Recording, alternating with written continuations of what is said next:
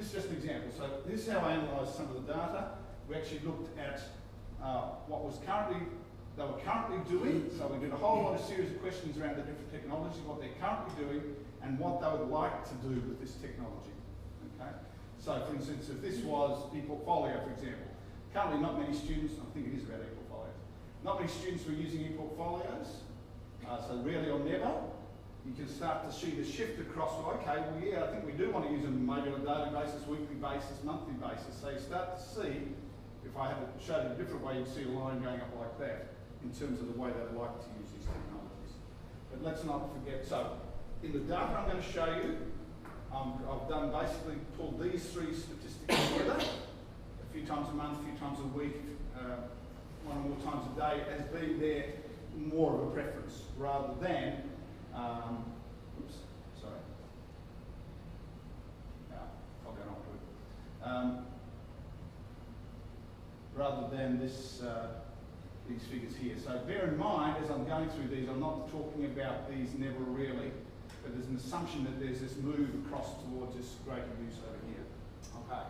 So some interesting shifts we're seeing. We're seeing, in terms of the library searches, they're making quite a good use of library searches already, but they want to see a lot more happening through that library portal. So another 200 students there wanting to actually engage more with library resources online. A lot more students here want to engage with podcasts of lectures, okay, and podcasts of, and also this interesting one, the podcasts or podcasts by other students. Actually start to want to see quite a few of that shifting up there. Podcasts on the web, so not university ones, but podcasts or podcasts from other institutions or what they find on YouTube, etc. RSS feeds, a lot more students want to make use of RSS feeds within their studies. So getting important information from the university sent to them via RSS feed. Okay, and blogs by other students actually saw quite an increase as well. Okay, technology for learning still. Use of Twitter. I would have thought that most students like Twitter. Maybe to me, I like Twitter, so maybe I thought that that was the case, but only 148 students out of that 1,181 wanted to use Twitter more. Okay, in fact, only 47 students currently use Twitter. So that's quite an astonishing figure, actually. And the university actually places quite a bit of emphasis on its Twitter feed to the students. Obviously, couldn't give a rat's, actually, as it turns out. Creating wikis. We start to see a few more students seeing the notion around wiki, with the advent of Wikipedia, all that, and now it's becoming open education wiki and all those things. It's now becoming part of the culture of higher education wikis, and we embed them in our courses now and things like that. So they're starting to see. It's only 344 there, but coming from a base of 79. It's reasonably significant. Online document sharing. More than double the amount of students want to start using document sharing. Social networking in amongst themselves for learning. Quite interesting. Virtual worlds. The old 3D virtual worlds. We've touted that as being a fantastic thing for the future. We'll build all these environments and they will come. Well, no, they don't really want to come at all, actually. As it turns out, only 172 or 1,171 students actually want to be involved in the virtual world. Though a lot of them use gaming and things like that. It's a bit different. Yeah. I was going to ask about something like that, because it may only be a very low participation rate in those particular technologies at the moment. So when you ask them do they want to use them, they go, well, no, because I don't use them. But if they did use them, maybe they would want to use them. You know what I mean? Like it's one of those catch-22s in a sense. It's a bit of a catch-22, but why would you force somebody to use something they don't really want to use? Oh, no. They don't know that they want to use it until they don't get me wrong, I've got a second life presidency. I've got a lot of hair in second life. No, you're right. Until they've experienced it, maybe they don't know the value of what it might do to enhance their learning. Yep. Flickr and YouTube cast a sharing of information. Quite a strong response there in relation to that. So only 14% of students are thinking wanting to use virtual worlds. 16% want to use Twitter. Okay, just a couple more. ePortfolio. We actually found this quite an interesting statistic. I mean, we've had our ePortfolio system in for about 2.5 years. We use Mahara. And we're starting to see now, particularly in relation to career, so moving up from 102 to 438 students wanting to use ePortfolio more as a tool to build up towards their career. evidence their practice. Yeah, I love this one because we use quite a bit of web conferencing and things like that with Wimber and our virtual classrooms. And a big increase here from using web conferencing to participate in lectures and things like that. So up from 136 students up to 616 students wanting to use the virtual technologies to collaborate and to be involved in lectures. Using the mobile phone to contribute to discussion forums and things like that, and also tablet computing, iPads and things like that. They are starting to see that there's a need for things like that. So future use, they would like to use their tablets a bit more, if they could, or even if they had them. That's a start, isn't it? You gotta have them first. Okay. We also then asked them about their communications student to student, student with student, and student with staff. Now this was about instant messaging. So they saw student to student. I mean, these aren't big figures, but there's a shift towards wanting to use instant messaging between students. Instant messaging meaning MSN type of thing, not text messaging, MSN type messaging. So not big numbers there. They start to go up a bit when it comes to text messaging on using their phones between students, students and staff.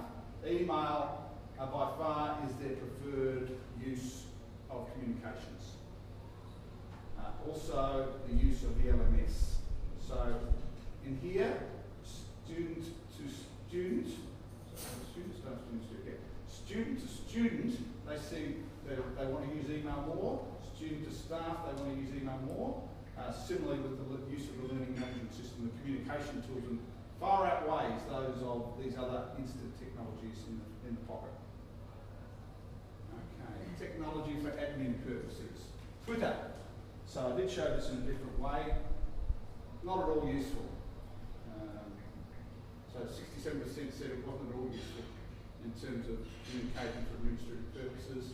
RSS feeds, start to see a bit more use there. Email, again, not just for course-based stuff, but for administrative purposes also. And paper-based, so you start to see there's a shift quite a bit here in terms of, so what's that, 600 plus students saying they're not really wanting to get paper-based stuff anymore, much want to move away from that, which is a big shift in the last few years. If we did a similar survey, student management people did a similar survey a couple of years ago, there was still quite a strong emphasis on receiving notices and things like that in paper-based format. A big shift away from that to email. Technology for admin purposes. Facebook, well, still not a great result there in terms of Facebook. So still 384 saying it's not really useful. Mobile voice calls, not so much. But mobile apps, they still want to have some mobile apps for communicating around administrative things. Okay, that was quite interesting. And also comms within the LMS. So a strong preference, as highlighted in the course-based stuff, but also a strong preference in terms of administrative communications coming through the LMS. Okay, some conclusions. So we asked some big questions up here. So lots of students use Twitter, Facebook, etc. So will they want to use it for their studies? Well, quite a few do. Only a slight interest in using them for their study though. So yes, they're using them. Not so much interested in using them for study. We build it. We build these engaging things, and they'll come. That is true in relation to using the LMS and some of those online tools we develop. Particularly in relation to online conferencing, podcasting and things like that. Those kind of things they want to come to. Staff now have iPads, so students must want to use them as well, if they have them. Students are mostly using laptops for their study. Okay? Not so interested in the tablets, though there is a shift up towards using them as they become more ubiquitous. And we'll see those figures, I'm sure, shift over the next couple of years. And new technologies can do a better job than some more traditional approaches. To some degree, we're clearly seeing a trend towards more of the online technologies and those students showing that they want to use these technologies more by their, giving us their preferences towards those. So, that contemplating that again. Here we are for the HTML5 Symposium in November. Be there or be square. Thanks a lot. So as you saw, that was extremely data rich. Great way, there's lots of different ways of visualising the data as well in this particular presentation. A number of ways you can extract data from the kind. Well, you can see, and the comparative sort of aspect of the research as well. So, what questions have you got?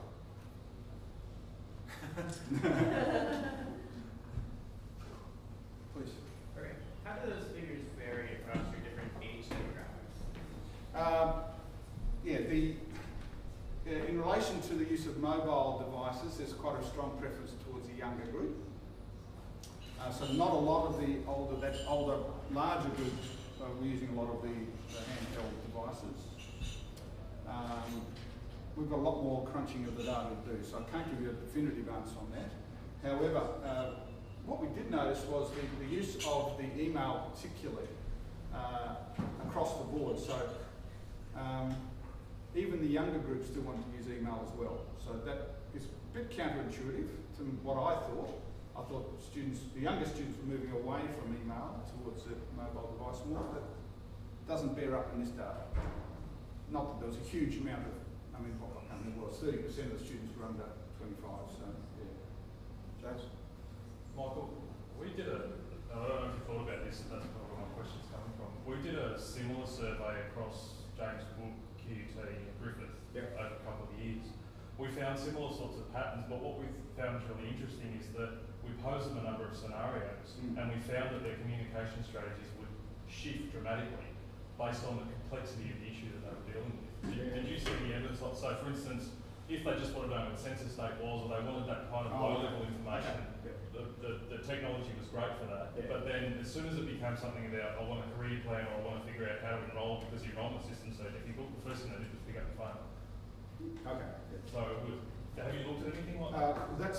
They're the actual questions we're teasing out through the focus group. So we are taking that focus into the focus group. So yes, we have this base understanding, but because all our students the majority of our students are online already, it's those online communication technologies that are so important to us, and the self-helps that we put in place for those. So to some degree that comes out, not to a great degree in this. And the open-ended questions at the end, there are some hints towards that, and we're still analysing those at the moment.